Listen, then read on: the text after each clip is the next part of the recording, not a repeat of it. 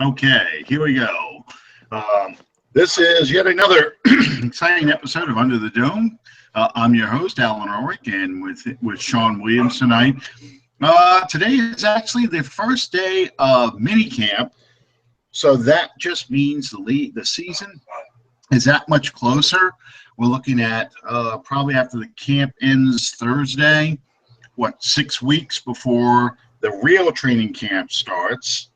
So we got a lot to talk to y'all about because the next couple of weeks is going to be rather boring unless something major happens because we're going to kind of be in that limbo land between the end of off-season activities and the beginning of training camp. So, Sean, how you doing tonight? Doing fantastic, man. Getting ready for the weekend where, well, we've been talking about it for the longest time now. That we have been very, very, very proud to co-sponsor along with Under Armour, um, Duck Commander, and I forget who. Oh, the Mississippi State Troopers Association. This weekend will be the big Future Stars League game. It will be held in Alexandria, and I have to note, I need to announce the venue has been changed yet again. The venue is now going to be Louisiana College. I just spoke to Terrell a few minutes ago, and we are looking at a 6 p.m. start at Louisiana College football field. Cuyahoga, but the venue has been changed, and I apologize for any inconvenience, but it is, and it's what it is. It's going to begin at 6 p.m. Saturday at Louisiana College. I'm looking forward to seeing my young man Gavin. He's going to be something to watch. I'm certain of it. And due to the way that things turned out, I'm not quite sure which team Joe is going to be coaching, but I'm really, really looking forward to the opportunity to get to meet Mr. Saint, so to speak. To a lot of people, Joe Horn exemplifies everything that it is to be a fan of and follower of the New Orleans Saints football team. And it's going to be such a pleasure to be able to look him in the eye, shake his hand, and finally to meet the man after so many years of watching him perform. We want to thank Fan First Productions for sponsoring us and invite everyone to go along and not only on YouTube but on iTunes as well. Subscribe to our podcast, and that way you don't ever have to look for it. It comes to you. So, Alan, I flipping through all my notifications over the past several days. I've noticed that there's really not anything new to report. And before I go any further with this, I got to come clean, so to speak. A week ago, I made a prediction, the bold prediction, that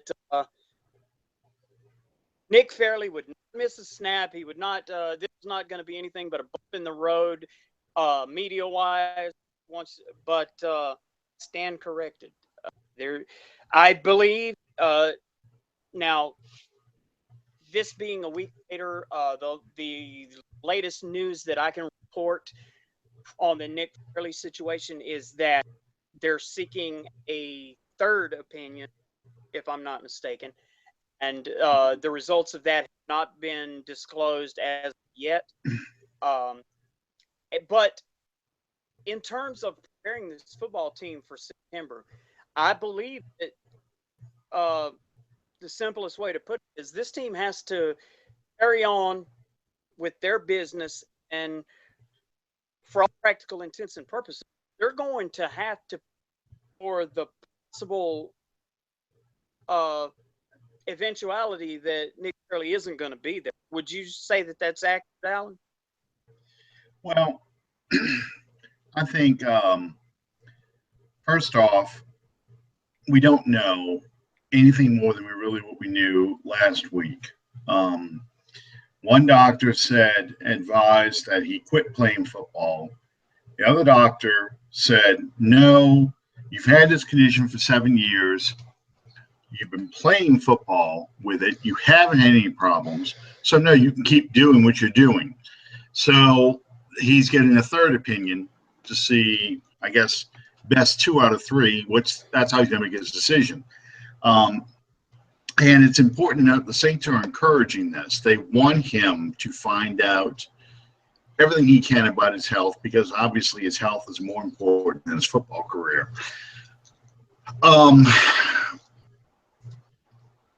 I think the Saints are going to just take it day by day, and knowing that Fairley is a veteran, knowing that Fairley knows what he is going to have to do in his defense, they're going to prepare themselves like he's not going to be part of the team, but they need him to be part of the team, if that makes any sense.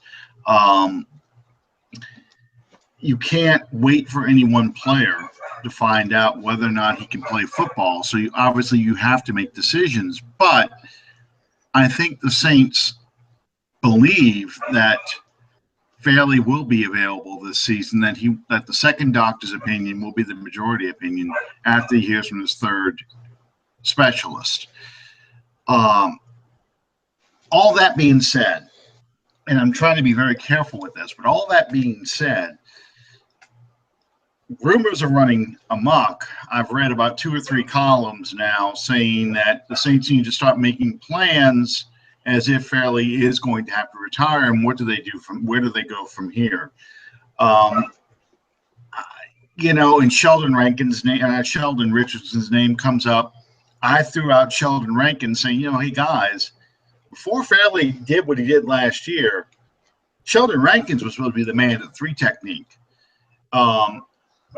Sheldon Rankins was supposed to be the guy who's going to start and play at that defensive tackle spot. And Fairley was supposed to be the guy who's coming in on a rotational basis. And it turned out that Fairley was one of our best pass rushers. So that's why this is such a conundrum, I guess, is the best way to put it. Where do they go? Where do they replace the pressures and sacks that Fairley gave them last year if he cannot play? And that's where the Sheldon Richardson rumors are coming from, because the New York Jets apparently are having a fire sale.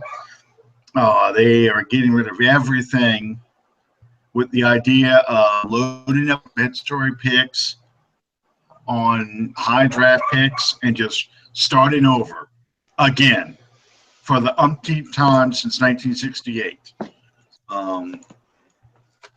So I don't know. We don't know what's going to happen fairly. As far as we're going on this, Alan, stop you there and ask you. The prevailing wisdom, or if you would rather put it a different way, the dominant narrative when it comes to the guy you just mentioned, Sheldon Richardson. He's in the league. How many years now? He is in the final year of his rookie contract, so I guess 5 years. This will be his 5th season. Okay. Say you're the defensive line. Well, no, let me back that up. Say Sean Payton, Mickey Loomis. Do you think, really and truly, based on the prevailing, as I mentioned earlier, the prevailing narrative that Sheldon Richardson is basically a cancer in the locker room, do you think that it benefits the Saints in the big picture? Does it benefit the Saints to pursue him? I think the bigger red flag isn't his behavior in the locker room. I think the big red flag is Number one, he's been already suspended for substance abuse. And number two, he's in the final year of that rookie contract. So the Jets are looking for draft picks. And rumor was before the draft started, the Jets were seeking a number fourth round pick for him. And here's the issue you have with that. Let's just say the Saints make this trade. We get Richardson. Now, Richardson can play defensive end. He can play defensive tackle. He is better at defensive tackle, but he is good at defensive end. He can play both positions. Excuse me. Let's say we give up, well, we don't have a fourth round pick. So let's say we give up a third round pick. Okay. Give up a third round pick for Richardson, and he turns out to be, in fact, a cancer. He turns out to be not quite as bad as Junior Gillette, but someone you don't really want on your team, this very careful chemistry you put together. Or, better yet, he turns out to be a stud, and now he's looking for a big contract. Now, Drew Brees, this contract technically expires at the end of this season. Yeah, we paid Cam Jordan, but you got a few other players that could be looking for some money soon. Kenny Vaccaro's one that I know of. Might be a couple others in there. You know, do you feel obligated to pay him or tag him or whatever if he has a great season? Or is he just playing for a contract, and then it turns out that, you know, once he gets paid, he does become Junior Gillette, and he has the substance abuse problems recur and all these other things. There's a lot of variables around a player like Richardson that you didn't have with a guy like Fairley.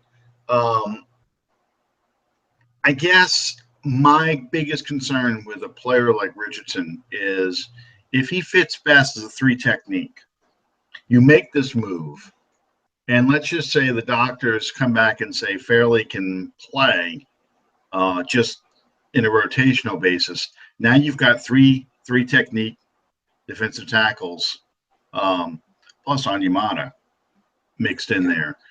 You know, I just I understand the fans' concerns, but I'd rather not make a move, especially for give up a draft pick for a guy that we're only going to have on rental for a year, and then we have to make a decision on what to do with him. Well, let me ask you this: when it comes to this decision, okay, Mm-hmm. and let me give you a decision to make. You choose to pursue Richardson and get that done, or you can go with what is, which would be Onyemata, of course, Rankins. Which one is going to give you the split? Which one is going to? I guess what I'm asking, if you stay with what you have rather than pursuing Richardson, don't you have or stand just as good a chance at possibly succeeding? Yeah, and here's the problem. You've got a whole lot of unknowns. Conceivably, what you can do, and I'm probably going to get laughed out of the room for saying this, but what you conceivably could do, let's just say you've got Davidson in the mix too. You got Davidson really for your first and second down. On third down, they used to go to what they called the NASCAR package, where you would have Cam Jordan slide in as defensive tackle, especially if the team who's playing has very weak guards. You move Cam Jordan in defensive tackle, and you kind of put extra pass rushers on the edge. So you would think, okay, maybe that's a way we can figure out. We could put Okafor on one end, and maybe with Jordan sliding in next to Rankins, we could put Kihaka on the other end. And that way you got your four best pass rushers coming at it. Plus you can blitz Ellaby or I don't know, pick your linebacker here, or a safety blitz or anything else like that. Sorry, guys. So there's options they can do.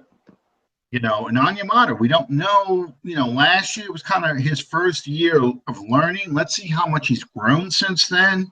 Can he step in as an additional pass rusher? Maybe that way you could keep Jordan on the edge and have Rankins and Onyemata in there as your pass rushers. With Onyemata spelling Davidson, there's a lot. I heard something yesterday, and it sounds like I'm bouncing all over the place, but I heard something yesterday that Dennis Allen had said. They were asking him about whether or not this is going to be a 3-4 defense, a 4-3 defense. And he said, you know what this defense is going to be? It's going to be your best 11. And that was kind of what I was talking about last week, when I was going through all the different schemes and things and possibilities they would do. Basically, he's going to put out his best 11 on every down, given the situation. So you're going to see a lot of cross-training, a lot of multi-purpose players out there who can play multiple positions. Sheldon Richardson could kind of fit into something like this because he has played defensive end and he has played defensive tackle. So at the risk of sounding like I'm talking out of both sides of my mouth, Richardson could help out in that situation. It all depends on what's up here, what kind of attitude he comes in with, and if the Saints make a move, how much do they have to give up to get a guy like that, and is it worth it? Based on, are you willing to give up a draft pick for a player you may not be able to keep in 2018? That's the issue we're going to have. And unfortunately, we as fans won't be able to see this until training camp starts and the preseason games start getting played and the practices start happening where they're wearing pads and really live hitting, not shorts and shells. That's the wrong time to be looking for your starting or your reserve defensive tackle. Yeah. You want to make that move ahead of time. So I guess the sooner we find out about Fairley, the sooner the easier it is to make a decision on what to do if Fairley is not available. Me personally, I think that for lack of a way of putting it, I don't see the point in pursuing Richardson. If he is anything at all as described in the predominantly overriding narrative surrounding him, if it's anything at all like the cancer in a locker room that people have described him as being, it doesn't really make any difference what he does on the field. It's not gonna damage that he's doing behind closed doors. And here's the issue with that, and that's the only thing I got to say about that kind of his locker room cancer behavior. How much of it is him personally, and how much of it is the fact that he's on the New York Jets with the kind of chaos they got going on in the Jets constantly. Yeah. Now I don't minimalize the fact that over the past couple of months, the New York Jets, and I have a buddy that's going to grill me for this, absolutely in fire sale mode. When that's the structure that you play within, there's no telling what you're going to hear, I guess is what I'm trying to say. Well, the Jets, I was going to say, the Jets as a franchise have been a train wreck with periods of sanity, occasional periods of sanity, but most of their existence has been a train wreck going back to the days of the New York Titans. Your periods of sanity might have been when Weave Eubank and Joe Namath were there in the AFL days in the 60s. And then when Joe Namath kind of fell off, injuries and so forth, they kind of started to unravel. Then you had Lou Holtz disaster, 7 games as a head coach. Joe Walton's, Richie Kotite, all those horrible coaches they've had for years, and the horrible drafting and recycling old washed up quarterbacks and old washed up running backs, and they don't do that. They draft terrible running backs, and you had these brief periods with the New York Sack Exchange where they actually seemed like they were halfway decent, especially on defense, and then it goes right back to the chaos again. Then Bill Parcells comes, and they finally look like an organized football team, and he leaves. So it's just it's a franchise that's in constant disarray, and we're living through another one. And the players see that, because especially for a player like Sheldon Richardson, where he can look over the bay, which has been a measure of stability since the 80s for the most part. It's hard to look at that team and then look at what you're in and stay positive, because you're constantly, and you're playing against the Patriots twice a year, and the Patriots make you look ridiculous twice a year. It's so my thing about him being a cancer, I'm more concerned about a substance abuse suspension being a cancer in the locker room, but it is something you'd have to investigate. It is something you would have to, for a team like the Saints, who are trying to rebuild that locker room and seem to have a much better locker room than they had in 2014. But you've got a lot of young players. It's a risk. It's a risk to go after somebody like that. So, yeah, my long answer, even longer, let's find out with Fairley first before they make any kind of moves. And you got a guy, Dan Williams, has been hanging out there, too. I don't want to put the guy in his coffin, so to speak, early or unnecessarily. I really don't. But at the same time, I have to let me see how to choose words carefully. I realize that in these type situations, it's real callous. Team first, no other alternatives. I want to recognize the guy's right to have a life and to have a quality of life. At the same time, all that matters with the Saints is who's up and available. Yeah. And that isn't going to change, for better, for worse. The team still must carry on. Mm-hmm. And that being said, I wish Nick, I still pray daily for nothing but the best in terms of reports and news from Nick Fairley on this situation. Excuse me, on this situation. I hope that Nick has a life that is above and beyond and before his life as a player. All that being said, this team, and as I started out saying, I guess this team has no option, I would think, but to prepare for the possibility that Fairley will not be with them, and that way, if he does, it's a best case scenario. Well, if this third opinion hasn't taken so long to come out, I'd probably be even more optimistic. But I guess I kind of side with the second doctor, beyond the selfish reasons that I want him to play. I think the second doctor is looking at his heart and his condition and saying, look, you've played with it for 7 years. We have not seen any kind of progression, make it worse, that would necessitate you having to retire. for your health's sake. It's a risk. I'm sure the doctor told him it is a risk, but you've been playing with this risk, and it's the same percentage risk for 7 years.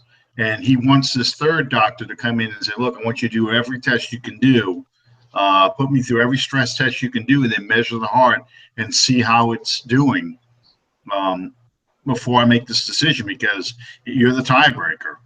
And Yep. I guess I just view that I think he'll be able to keep playing. I think the Saints are going to monitor him. He's going to be held out of a lot of practices if he does come back and play. He's going to be put in that veterans rotations. You saw players like Marcus Colston be put into at the end of Colston's career, where they, take days off. Jari Evans had those things. They took days off from practice to let their body recover a little bit more. And I think that's what you'll see that happen if Fairley does stay. And I think this whole Richardson's talk will kind of go by the wayside, and we could probably make a play for him in 2018 if the Jets let him go. Real quick, I wanted to throw these two names out, or this name out. That the Jets did actually release, and there's rumors that we were trying to trade Cadet to the Jets, probably for this guy. But we were trying to trade Cadet to the Jets for the receiver. Oh, damn. I just lost it. Forgot his name. Decker. What is it? What is it again? Decker. Yeah, Eric Decker. Thank you. How could I forget Decker? Oh, my God. How could I forget his last name? I mean, I'm a Star Trek buff. And in the episode. Wayne Corbett. In the episode. Huh? No, not Wayne Corbett. In the episode Doomsday Machine. Wayne Corbett Jr. Yeah, Wayne Corbett Jr. is Willie Snead, not Decker. Decker's a lot bigger than that. But yeah, in the Star Trek episode The Doomsday Machine, Commodore Decker, and then his son was in Star Trek The Motion Picture, or the guy who was supposed to be playing his son was in Star Trek The Motion Picture. So I should know that, but I still forgot it. Anyway, I liked Decker when he became a free agent out of the Broncos a few years ago, and I wanted the Saints to sign him then because we had an aging receiving core, and I thought he would be a great replacement for a Lance Moore, Marcus Colston type of player. He's bigger than Moore. I think he's 6'3". He's much more. He's a very methodical, runs good routes, has good hands, a good possession type of receiver. Not a burner, not a speedster, but somebody who could play that 3-4 position for the Saints, but can fill in as the X, as the Z receiver, can do that kind of stuff. And I thought he'd be a great challenge for a player like Brandon Coleman, who could use a good push. I don't know what's going to happen. The Jets just released him. I saw, there was talk a while back. A lot of fans were interested in Jeremy Maclin. He got released from the Chiefs, and he signed with the Ravens. And the rumor is Decker's looking at the Ravens as well. But I would like to see Decker just on the roster just to compete. And I would feel a lot better about the receiving core with a guy like Decker pushing Coleman and pushing Ted Ginn Jr. I would think that would be a much stronger 4 and 5 receiving core versus having, I don't know, the guy who everybody was talking about last week, Corey Fuller. Thank you. Because I was almost at Tommy Lewis. And some of the other special teams kind of receivers. I would just like a good, solid possession receiver, because to me, it's all about moving the chains. You want long drives, you need receivers who are big, physical, and can move the chains and get these long, methodical drives. At the risk of perpetuating a what's the word I'm looking for? A bad stereotype, so to speak. Decker fits that mold of the Welker, the Wayne Corbett, uh, the uh, slot guy that possession receiver, so to speak. And I think that we have that in Snead. So I don't really see the overriding benefit of pursuing a Decker at being something. Way of putting it, I don't see that as being something that we need to move to the next level. Well, I wouldn't break the bank for him, but I think he could play the number 2, and you could move Snead full time to the 3. Well, nobody's full time in the receiving core of the Saints. Everybody plays every position, but you could have Thomas and Snead on the Thomas and Decker on the outside, Snead in the slot. And if they go, you could put Kamara goes in motion. He comes in as a 4th receiver. You could put Ginn in the slot where you have Ginn and his speed matched up against the 5th and 6th cornerback, the nickel and dime kind of guys, as opposed to having a top corner trying to cover him. So it just gives you options. It gives you things you can move around with, and the defense has to check itself because you have multiple receivers who have had multiple receptions. I think Decker's had a couple 1,000-yard receiving years. It's not like somebody where you can say, okay, I don't have to worry about him. He's just going to run around, going to clear out route, and he won't do anything. He won't catch the ball, anything like that. That's not going to be the case at all. With Decker, you're going to have somebody who can actually threaten the defense. So it's just throwing it out there. I'm not going to be crushed if we don't get him. It's something I would like. I'm looking at my Christmas catalog, Sears and Roebuck Christmas catalog, and I'm circling that page right there. This is something I want on my Christmas list. One of the things that we did seem to bring home to Airline Drive from the Big Apple is a new quarterback in the rotation. Nassib. God, I hope Ryan Nassib. Right. Yes, you are pronouncing correct.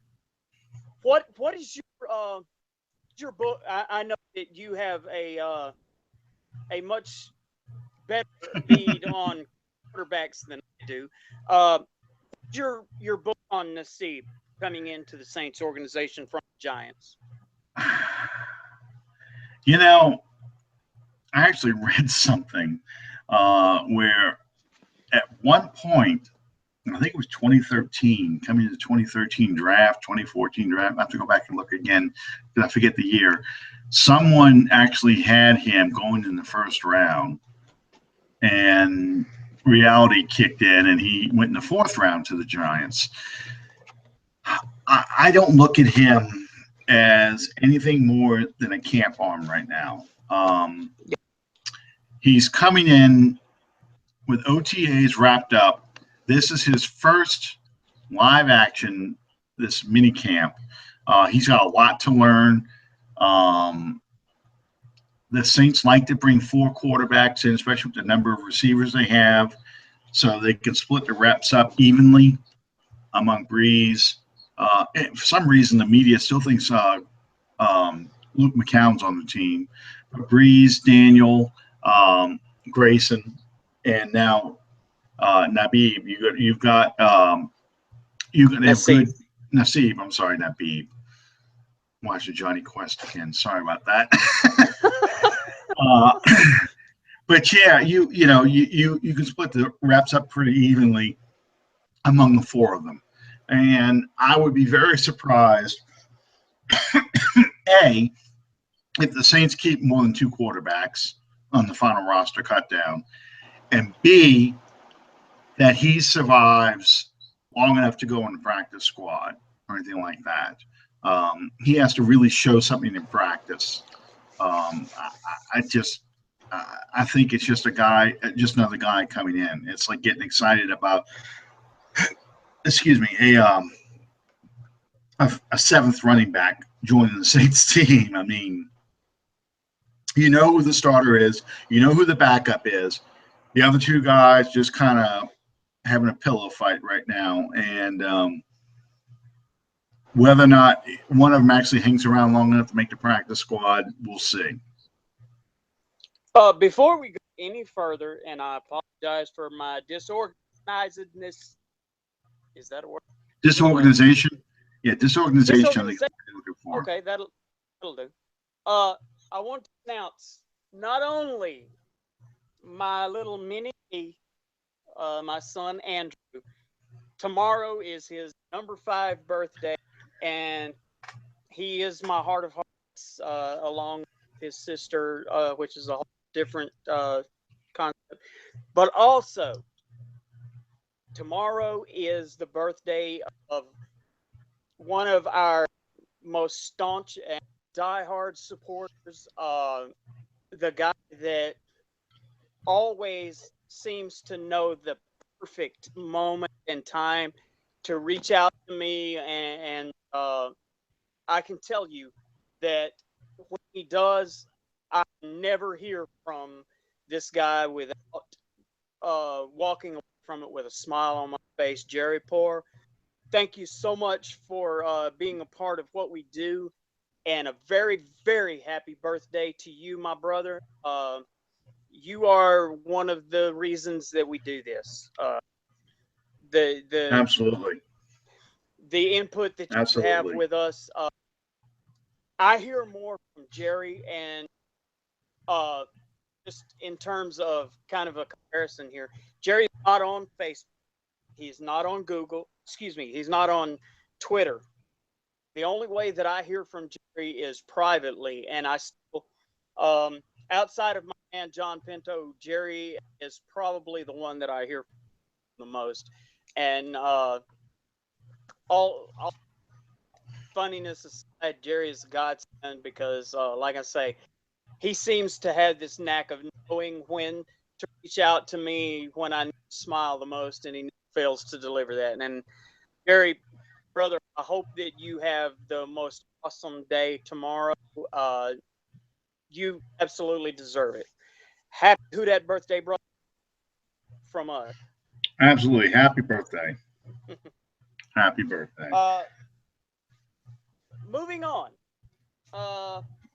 Basically, what we skipped a week ago that we kind of promoted that we were going to do, but we ran out of time after we did, was the photographs and memories segment where we remember. And we were going to do a week ago. And Alan, while you gather your thoughts, I'll go ahead first on this. Thank you. I'm not going to put you out there, bro. Basically, our photographs and memories segment this week is the most memorable New Orleans Saints game that we have. And for me, while it would be easy to say Super Bowl where we defeated the Indianapolis Colts, no, that's not mine. And my second place, the NFC Championship game 2 weeks prior to the Super Bowl, where they defeated the Minnesota Vikings. That's a close second, but no, that is my all-time most memorable game. That being said, I have to go with the return to the Superdome. Strictly, I'm not going to get all sappy and pull at your heartstrings and so on and so forth. For everything that game stood for and for everything that game meant, not only to the Saints team, not only the fact that it was against the Falcons, our most hated and reviled opponents and all that, but what that game stood for in terms of coming back home and to the fan base. And to be totally honest with you, this is not a game that I watched. This is a game that I listened to on radio. And I promise you that when my man Gleason blocked that punt, I was doing laps around my bed here. But without a doubt, that's probably my most memorable Saints game by far, because big way of looking at it and thinking of it, I do believe that the march to Miami and that Super Bowl victory, or excuse me, the march to Miami, which ran through the Superdome and the Minnesota Vikings and culminated with the victory over the Indianapolis Colts in the Super Bowl, that began that night in the Superdome against the Atlanta Falcons. But anyway, that's my thing. You're up, brother. I was at that game. Here we go. Once again, one of our friends will be like, there he goes again. He was at every freaking game that was. I was at that game. My wife had given me tickets, season tickets in 2006, as a early Father's Day present. Back in, we just signed Breeze and we drafted Reggie Bush. She got season tickets, so I was there. In fact, my point of view, when you see that countdown and you see that guy jumping up in the air and they pull the banner down with the reopening of the dome, I was standing there. That was my point of view. I was about less than a foot and a half away from those cameras, and NFL Films was there filming that. So I went in there, and that block punt happened, and I sat in the corner end zone in the loge. There's a little glass partition that was right here next to my seat, separating my seat from the club section. So I was at the riffraff, not the elite side, in the club section. So I sat there, and my seats were right above where the Saints came out. So that is the end zone that play happened in. And I'll never forget two things that stood in my mind at the beginning of that game. We're watching warm-ups, and Morton Anderson is just booming kicks again. And some guy about a seat or so behind me said, yep, there's a game winner right there. Morton Anderson kicking a long kick. And I bring that up because that was the mentality that fans had regarding the Saints prior to that game. That anything bad that could happen will happen. And if you lower your expectations about the Saints, you will never be disappointed, because they will do exactly what you expect them to do. They're going to find a way to lose. When I was a kid, the most common phrase was they managed to snatch defeat from the jaws of victory. They found more ways to lose in the last few minutes than any team you could ever watch. So when that block, and they earned it. Yeah. And earned that money. Yeah, I mean, you talk about memorable moments for games and Falcons games. My God, I remember games like most people remember presidential assassinations, natural disasters, and family tragedies. Big Ben in 1978, where little Alfred Jenkins catches a Hail Mary pass from Steve Barkowski. Saints players knock it all up in the air, and he catches it and scoots in the end zone and wins the game. In 79, the rematch, the ball sails over Russell Erxleben's head in overtime. He tries to pick up the ball to do something with it and does something even worse than Gary Yepremian in the Super Bowl. He throws the ball right to the Falcons charging linebacker. They score the touchdown. The game's over in overtime. I mean, that's the kind of memories I have of the Saints most of my life. Going to bed against, when the Saints play the Raiders, they're up 35-14, going to bed saying, oh, playoff tickets, I'll get printed, I'll get to go to the playoff game and stuff, and waking up the next morning. And, I'll never forget, my dad used to leave the newspaper out for me, before I went to school in the morning. He'd leave it sat out there on the kitchen table, and the sports page was laying right on top. And then second coming headlines, font this big says they lost. And I'm like, what? I keep looking, going, this has got to be a joke. This can't be real. 42-35. It was 35-14 in the third quarter. How did this happen? Well, and of course you see it and you realize that once again they figured out a way to lose. So you have about the Saints. So when Gleason blocks that punt and then they block a kick, they block a field goal later on by Morton Anderson, which we kind of forget about in that game. And it starts that golden age of Saints football where Absolutely. suddenly now all the things that you could think would go wrong are now going right. This time we're getting to hit balls for touchdowns. We're the ones making the big plays. We're the ones making the other team snatch defeat from the jaws of victory. And so yeah, that's a great memory. That year, the 2009 season, the Super Bowl season. The time that Darren Sharper had a pick, not to mention a pick six.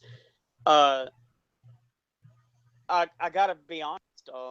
As a Saints fan, I'm sitting there going, "Well, I wonder how long it's going to be for the other shoe to drop." And each week, victory on victory on victory on victory, and I'm thinking, "Oh boy, when this finally does crash, it's going to be painful."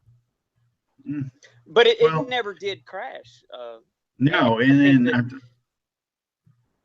go ahead. I've said it before. The entire time I'm watching the NFC Championship game, I felt like Peyton Manning did, when he says in America's game, this is our time. We're not going to lose this game. I don't care what happens. Someone's going to make a play that we're going to win this game. It never occurred to me that Brett Favre was going to get that team in field goal range and they were going to kick a field goal and win this game. It was like, that can't happen. It's not going to happen. That happened to the old Saints. That wouldn't happen to this team. And my dad is still in that mindset, even though they won a Super Bowl, my dad still has that mindset, that, and I guess it's years and years of conditioning, kind of, waterboarding conditioning, but years and years of conditioning where you just expect, same old Saints, they're going to lose. They're going to figure out a way to lose this game. You cannot imagine how many lifetimes it was for, and I'm sitting here in the plush, luxurious Under the Dome studios. You cannot imagine how many lifetimes it was for me to sit 5 feet where I am right now and sit and wait for Garrett Hartley to line kick up and to kick it, because I mentally envisioned every possible, there again, business as usual, snatch defeat from the jaws of victory. You can to imagine all the things that I imagined sitting there waiting for him to line that kick and to kick it. And lo and behold, I squatted down on all fours and sitting there like this, and he lines it up, he snapped the ball, he kicks it, and it seemed like 3 days that it took the camera to turn and get the angle that showed where the kick went. And I'm thinking, well, he missed it. And I mean, right through the uprights, right on that Tom Payton put it. The thing I remember, because once again I was at that game, but I was standing there. I can do this now because I have a camera. I was standing there like this the whole time, hands on my knees, leaning forward like this, looking at it intently. And the thing I remember most about that play, that field goal, is the dead silence of the dome. Like everyone's holding their breath, and you can hear his foot hit the ball, and you don't normally hear that. something like that in a dome. You don't usually hear the kicks, but it was like that, boom, and then as the ball goes through, the crowd starts to get a little bit louder, a little bit louder, a little bit, and then it goes through, and it just exploded. It was louder when Gleason blocked the punt, but it went on longer because it was setting the stage up and everything else after Hartley's kick. That's my comparison of the two. And here, here's a game. The thing that gets me, and I take a lot of,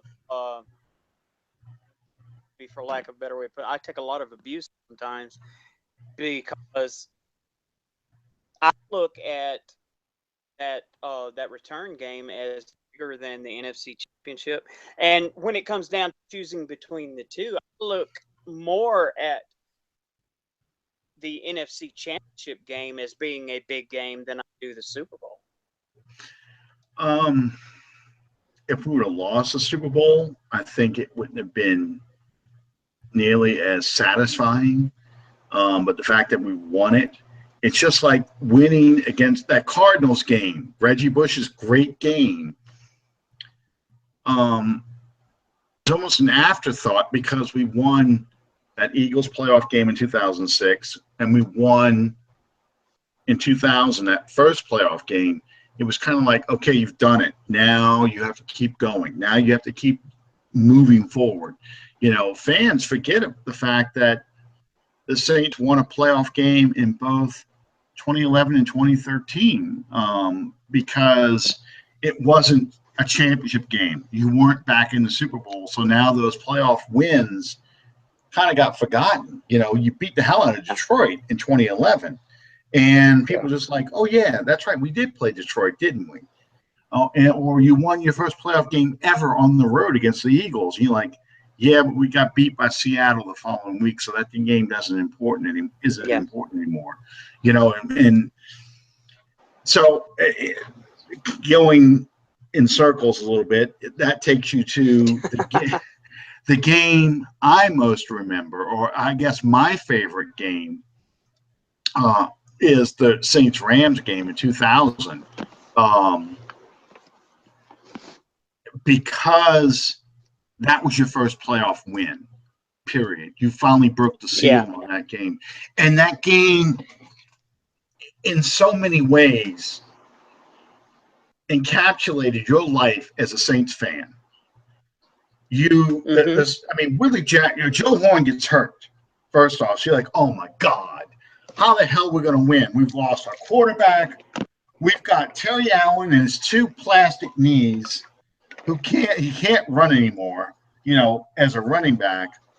And now we lose Joe Horn. Who the hell is going to catch any passes now? Well, Willie Jackson has a career night. And each touchdown that Willie Jackson got, the crowd got louder and louder. And let me put a disclaimer. I was not at that game. It happened to be that the same day as my youngest's baptism. Okay. So I couldn't be at that game. I had to be there for my daughter's baptism, which was during the day. So we could still go to the game at night. You could still watch the game at night. So watch the game at my dad's house. But yeah, each time Willie Jackson caught another touchdown pass or another big play, the crowd got louder and louder. And it's getting to a fever pitch. You're up 31-14, I think it was, 31-7 in the fourth quarter. And the Rams come back. And it's like all the air is drained out of the room. Yeah. Once again, the Saints fans are going, here we go. It's going to happen to us again. Just like the damn Saints-Eagles game in 1992, 26 points given up in the fourth quarter. Just like the Saints-Falcons playoff game from 1991, where Michael Haynes scores 2 quick touchdowns and beats us after we dominated him in the first half. Just like everything that ever happens to this franchise, you think you're going to win, and no, it's just a big tease. You're not going to win. It's the ultimate. This will be on the list. I know this will be on the list. I'm going to say this. Well, it's like going out. It's like You and I Like, have hold on a talked. second. Let me do this comparison. It's like going out with that girl you've been dying to go out with. And, I can't believe I'm saying this. I ain't touching. And and she teases you all night long. You think you're finally gonna get lucky, and she turns you down, walks away, and you have to go home with, you know, the usual problems teenage men have. Oh my God. But yeah, that's what it was like. And then We we to have Hakeem had drop the ball, huh? we had such a time before the FA got FFA Yeah, got. I know. Well, Oh hey, well. I just described my dating life, so what the hell. Anyway, No. yeah, when Hakeem drops that ball, it was just Yeah. like Jim Henderson did it so perfectly. His voice even cracked, because he was like, it is New Orleans says football. I mean, that whole radio call is just because that's how the fans were. Like, are you serious? I can remember my wife looking at me like, wait, is that how the game's going to end? Can it end that way? I'm like, yes, we won. It's over. They don't have the ball. They have no timeouts left. They're done. This game's done now. We got the ball. So yeah, it's You know, when it, that year when the when the brackets were made and the draw came out, if you remember, excuse me, that Los Angeles Rams team that we played was the defending Super Bowl champion. yep. That was the And year after they beat the Tennessee Titans in the Super Bowl. yes, And yes. I can, I can remember as clear as a bell that are looking at me going, "Yeah, your Saints made it, but look who they got to play." And I'm like, "Hey, And they kicked our ass the, what the y'all? week before. They Marshall I Faulk went want you off on guys. us. I want you guys to watch and see what my team does to the Rams." And in the back of my mind, I'm thinking, "Oh, humble pie is gonna be awful." Uh, I never thought that it would come to fruition the way it did, and that shame on me. But hey, Well, I tell you, of all the radio calls I've ever heard Jim Henderson do, that Hakeem drops the ball has got to be my favorite all time. I like it better than Pigs Have Flown. I like it yeah, better than We're Going to Party with Lombardi, New Orleans. Um, I like it better than the even the '87 radio call when the Saints finally have a winning season, yeah, because the emotion, they just the release because you yeah, felt like finally, and it was such a Saints way to win because it looks like, I mean, if you think about that, what happened right before Hakeem dropped the ball, right before that punt, Robert Wilson, the receiver for the Saints, is wide open in the middle of the field. Brooks throws the ball. He jumps up, gets it, comes down, got the ball like this, comes down, lands on his back, and when he lands on his back, the ball he pulls it down to his chest and then drops it. So, you're screaming at the TV, that's a reception, that's a reception, because it would have been a first down. And the game would have been over right there. There wouldn't have been a punt. So, and of course, what's going to happen? The refs, of course, are going to rule against the Saints. They're not going to get the break. So you have to punt. So now you got to sweat it out against a Rams team that's hot, that shows it can score in no time. So, yeah, it's the ultimate Saints way to win. I mean, yeah. to have the guy You know, drop the ball. I remember in '09, people asking me, how do you feel? How is this as a Saints fan? How blah blah blah. And I can remember vividly telling people over and over and over and over, if we never reach this point again, we're here now. We have reached the mountaintop. No matter what happens from here on, we have gotten here this time. And Mm-hmm. every year when I get pissed off that we haven't made the playoffs, we haven't made a winning, I think back and remember what I said then. I thought, there it is. I've told this on the show before. One of the reasons why I wasn't angry after the 2011 loss to the 49ers, like I was, say, in 2006 when we lost the Bears the NFC Championship game, is because we'd already won a Super Bowl. So I felt like, oh, we'll be back. We had some bad breaks. We turned the ball over. We'll be back. We just need to take care of the ball better, not get Pierre Thomas knocked out by a damn illegal hit that they don't call a flag on. But yeah, I'm not bitter about that. But not at all. Asshole. Yeah. We just made too many mistakes. We lost the game. The 49ers didn't win it. That was my mentality after that game was over. We gave up. When you turn the ball over 5 times, you shouldn't have won, and yet we're in position to win twice. And then Bounty Gate happens, and then, of course, the team gets old, and we make trades, and we don't have Jimmy Graham anymore. We don't have Darren Sproles anymore. Those kind of, Vilma's gone. Greg Williams is gone now. So, of course, as the years go on, you start looking back at that game like, oh, man, that was the year. That was our year. We could have done a two-peat right there. So that game hurts more now than it did when it actually ended, and for the same reason you just said. Yeah. But we won. We won it, so I'm not upset because we'll be back. And you forget how long it took and how much effort it takes to get back to the playoffs and the margin well, error. I think conventional wisdom, and you and I have talked about this before several times, that 2011 team was head and shoulders from a talent standpoint, was head and shoulders above what the 2009 team was. Oh, yeah. Especially offensively. It was a much better team offensively. The weapons were much better. The receiving core was a lot better. You had a Jimmy Graham, who was a better tight end than Jeremy Shockey. Darren Sproles was a better player than Reggie Bush. Pierre Thomas was more mature, but Pierre Thomas wasn't your number one back.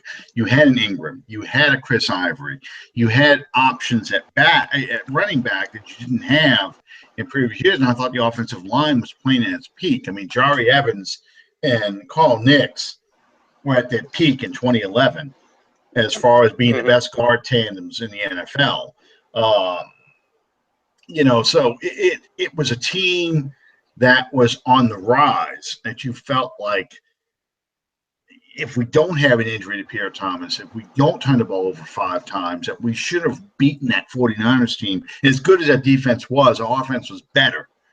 And looking at the teams that were left in the NFC, the Packers, the Giants, that the Saints were better than both those teams.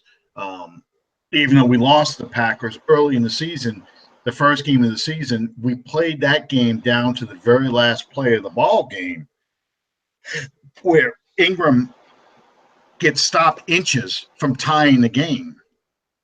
Well, they had to go for a 2-point conversion, but that's beside the point. The point is they were in a position to tie that ball game if they get that touchdown.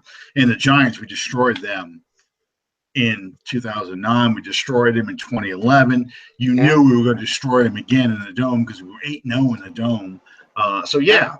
The difference between that team, obviously, and the 2009 is the turnovers. We weren't getting the turnovers. I always say the same thing. Roman Harper did not have a Tracy Porter moment. He does not make the interception that Tracy Porter did. Yeah.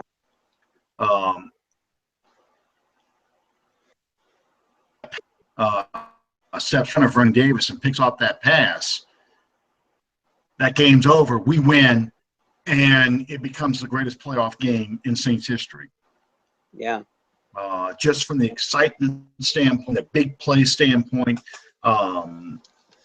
greatest playoff victory ever in Saints history. So, I agree completely. what could have been. That would have been on my list, as the greatest Saints game. We thank you guys for joining us tonight. Absolutely. We're going to do something that's completely unexpected and probably for all practical intents and purposes unprecedented. We're going to try to maintain our time tonight. Absolutely.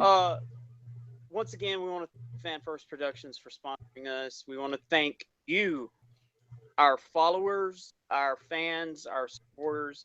Without you, there is no us. Thank you guys so much for everything that you do. Thank you for being interactive during our show. Thank you for being interactive on our Facebook page, which I'm happy to announce at this point in time. We have just, in the matter of the last couple of days, we have surpassed 1.2 thousand followers on Facebook. Our Twitter account is growing exponentially the day as well. We thank you guys so much for your support, because as I mentioned a moment ago, without you, there is no us. We invite you guys to reach out to us on our Facebook page, Under the Dome Podcast on Facebook. You can reach out to us on Twitter at Under the Dome PO1. Let us know what you liked, what you didn't like, what you'd like to see moving forward. We invite you to be a part of our show. You are anyway, but this is an opportunity for you guys to be retroactive. Alan, do you have anything else for everyone? No, I mean, you kind of covered it. We want to make sure to mention the birthday announcements. We got that. You guys make the show. Next week we'll probably wrap up, OTAs and the mini camp. I mean, shorts and shells. People kind of freaked out because apparently they didn't understand the comment that Kamara broke Manti Te'o's ankles on a cut, and people were like, "Oh my God, the linebacker's hurt." Like, no, not literally. It just he juked him so bad that Manti Te'o lunged at empty air. So yeah, that's just it's a basketball expression, I guess. But again, it's shorts and shells, no contact. The offense is going to look better than the defense in a lot of regards, but I understand Devin Bro's having a good camp so far. We'll kind of wrap that up, and then for the next couple of weeks, we're kind of rely on you guys to tell us, what do you want to talk about? What do you want to get into? What don't we talk about that you'd like for us to talk about? Because it's going to be the dead time of the NFL season. The players are not going to be in the facilities. They're going home. They're going to be spending some time with their families before training camp starts, which is like the last week of July. And they are training in New Orleans. So people will be able to go see them, this year as opposed to being at the Greenbrier. I'm going to try between now and next Tuesday night. I'm going to try to find a viable and accurate timetable schedule in terms of not only the workouts, but also the mini camps, the fall camp, whatever. I'm going to try to find something to let you guys know what will be open to the public and what will not. All that being said, I do believe that this week's workouts are open to the public. Am I right on that, Alan? Mm-hmm. Yep. Okay. There again, thank you guys so much for being part of what we do. Yeah, the only things that, I'm sorry to interrupt real quick, but the only things that are not open to the public is if the weather conditions require them to go inside the training facility, or they decide to have practices in the training facility. Those aren't going to be open to the public because there simply isn't the room for everybody to sit in there and watch. I've been in that training facility too. It's very, very nice. And you don't realize, I was throwing out patterns to the back pylon in the end zone. Okay. Now I'm standing about the 20, 25 yard line. I'm throwing these balls, NFL regulation footballs. aiming for the back corner, telling my son, run an out pattern, just go right down there. I'm going to hit you right there. And I threw about 10 or 15 passes. You don't realize how far that is until you start throwing the ball there. Now, this was about 10 years ago, so I was a little bit younger. I was only 40, instead of being nearly 50. I ain't touching that. Oh, well, after the third or fourth one, I'm going, damn, this hurts throwing it far, But I have to say, I kept it in, my accuracy was still pretty good. But I got to be honest. I don't know what I'm struggling with more, the mental image of you throwing out patterns or the mental image of Matt running out patterns. Matt was about 10. Matt was about 10 or 11 years old when we did this. It was 2007 or 2008. Was running. Oh, it might have been later than that. It might have been 2011 we were doing this. I forgot. He'll remember this better than I will because he was on the flag football team back then. Yeah, he was on there because Allison played with him, and they wouldn't let Allison play because it was an all-boy team. They let her play during the season, but this was the championship, and they wouldn't let her play. But they let us play inside because we had the things at the training camp facility, and we got to go inside and in the indoor facility, and I was throwing the ball because they just had balls up there and people goofing around and stuff. So I stood there and I was dropping back and setting up and throwing like I'm a big NFL quarterback. And I'm like, God, that's far. I can't imagine just getting around about midfield, around the 50, just cranking it up and throwing it up as high and as far as I can. I just can't imagine doing that anymore. And Drew Brees is, years old. He's been doing that. It's just the training, it had been a good 10, 15 years since I last threw a football like that before I started to try and do that. Now it's been another 10 years since I did it. So anyway, that's my story. I want to tell everyone at some point during the day on Saturday when I go to the Future Stars League game is at Louisiana College. I want to tell everyone that as battery permits, I'm going to be making Facebook Live updates on our page and so on and so forth. So I invite you guys to follow along on that. And once again, for the final time tonight, anyway, I want to thank everybody for your diehard support of us. You guys have made this the most awesome run. It's far more than I envisioned a year ago, and we're coming up on a 1-year anniversary, so we're gonna have to plan something special for that. But anyway, next Tuesday night we're gonna have a special surprise for everyone. So invite you all to come back next Tuesday night. Absolutely.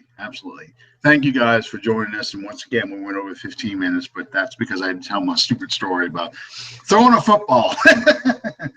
And Matt's going to correct me. He's going to tell me, yeah, it was 2011, you dumbass. Don't you remember? So anyway, no, memory goes too. I just remember bad things like the Saints game. So, all right, guys. We got to depend on Matt to keep us honest. That's right. All right. Thank you guys, and good night, everybody.